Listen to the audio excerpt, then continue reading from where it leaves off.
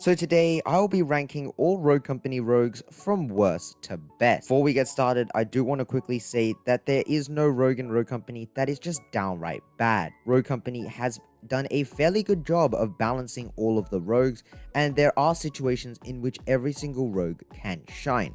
However, that situation may be a lot rarer, or another rogue can simply just deal with that situation a lot better and be a lot more versatile. This is going to severely affect the rankings of every single rogue. So starting off, we're going to make a lot of Dima mains angry, but Dima is the worst rogue in Rogue Company. He is a worse version than Switchblade. Everything that he can do, Switchblade can do better. Dima does have a good set of perks that does complement his playstyle, but Switchblade can seriously just outclass him and also hold pushes with her rocket launcher. Overall, Dima does get outclassed by Switchblade, and I cannot justify putting Dima above anyone else. So therefore, Dima is going to be the worst rogue in Rogue Company. Next up, we have Trench. Trench is a very weird rogue. His set of weapons is only really good if you know what to master.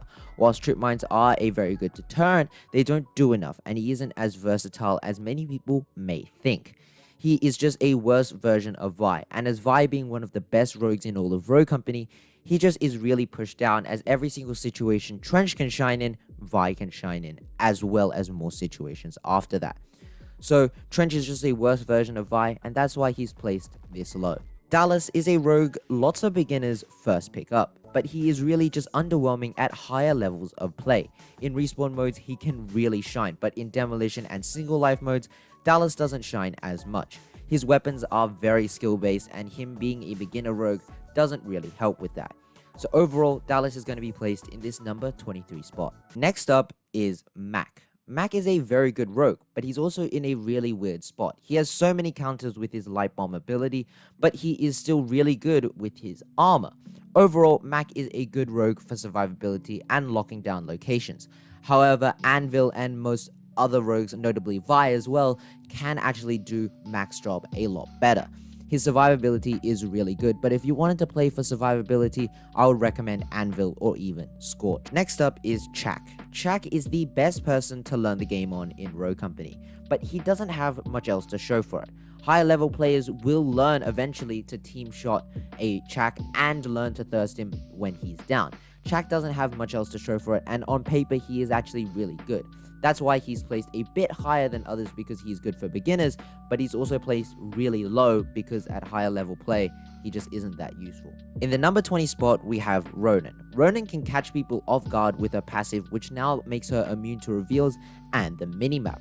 Ronan is a really good rogue. However, she just doesn't stand up to the other duelists on this list, such as Scorch, who can really win 1v1s confidently, or even Kestrel. So overall, Ronan does fall off because her duelist counterparts are just simply better. In the number 19 spot, we have Cannon. Cannon can't dish out as much damage as he can actually receive. Cannon can be easily countered with his minigun ability out, he just can't move as fast, and many rogues such as Runway or Phantom who are actually competent will know to be able to snipe the cannon in the head easily.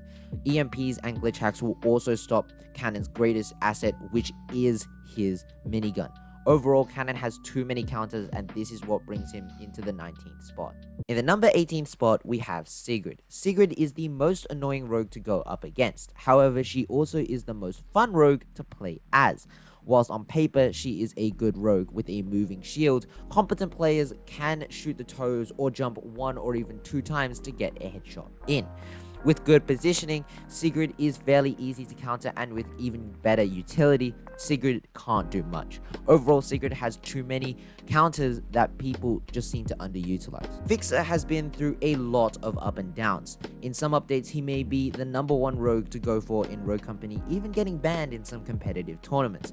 However, Fixer is still the rogue that I would recommend learning sniping on, as he can 2-tap to the body.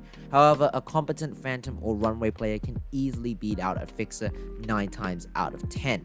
I would rather have a competent Phantom or Runway player on my team than a competent Fixer, especially in ranked. Fixer is just outshined by his 2 LR15 counterparts.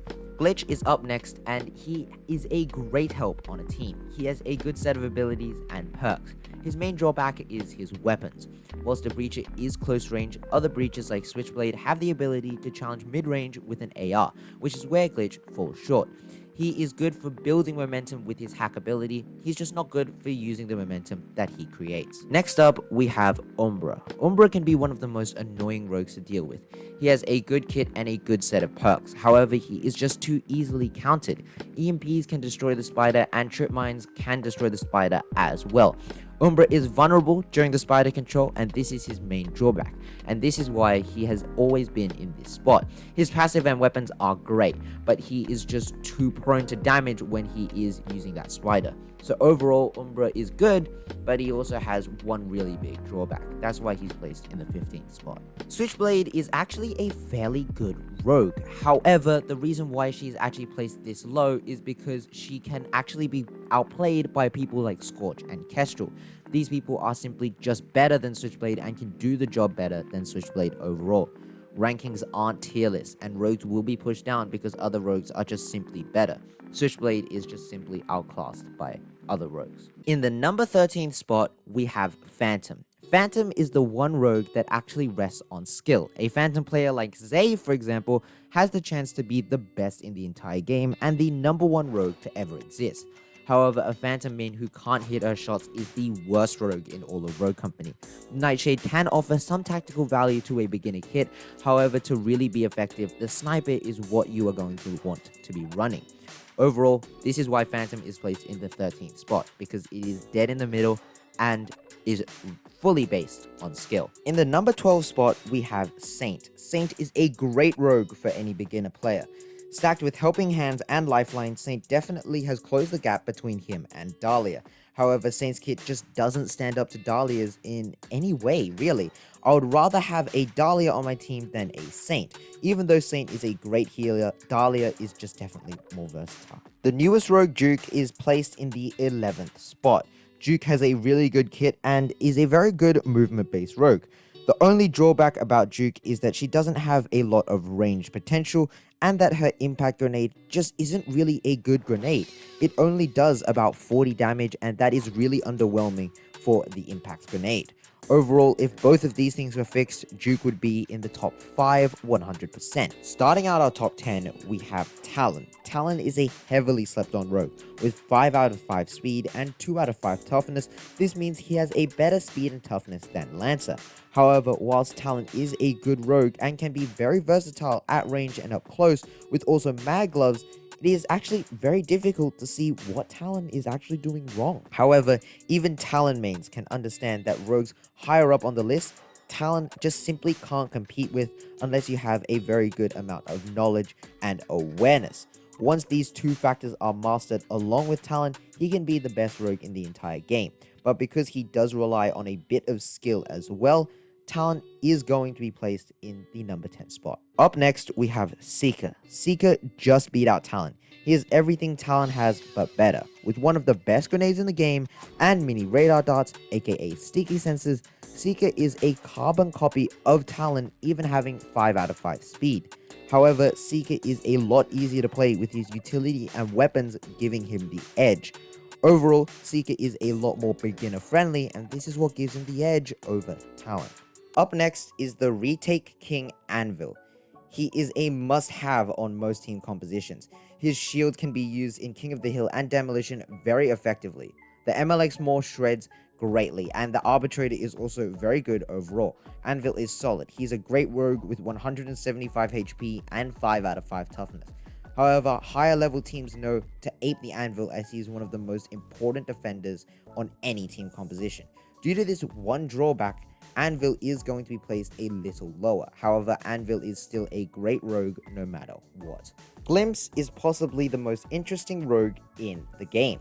Her ability doesn't have a cooldown and her passive is one of the best overall. Now, Glimpse falls off in long-range scenarios. However, with her invisibility, she can close that distance in long-range scenarios a lot easier. She also has a lot of counters towards her ability. However, that is kind of fair considering how OP it would be if there weren't any counters. Overall, Glimpse is good and deserves her spot here. However, other rogues can simply just push her down. Well, the top defender in Rogue Company goes to Vi. She has downright OP utility with incendiary grenades and vile poisons, able to push an enemy off a corner or stall a push. Her utility is the second best in the game to runway, and she has a downright OP passive and ability. Overall, Vi is a good rogue. However, other rogues are just better than Vi, and that's why she's placed in the 6th spot and just misses out in the top 5. In the number 5 spot, we have Lancer. This doesn't need much explanation, so let's move on.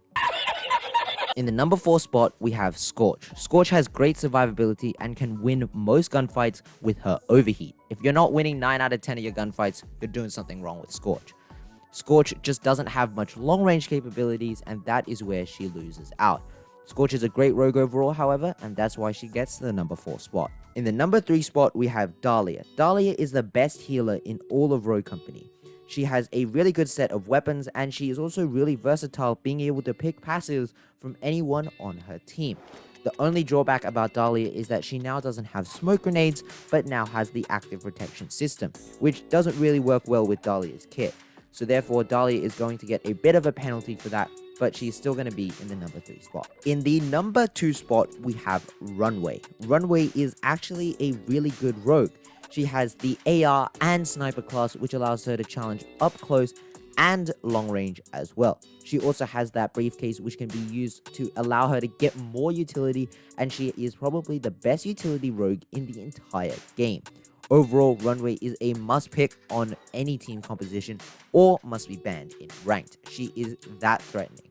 Overall, Runway is really good. However, she is just beaten out by the best rogue in all of Rogue Company. And that rogue is Kestrel. Kestrel is the best rogue in all of Rogue Company.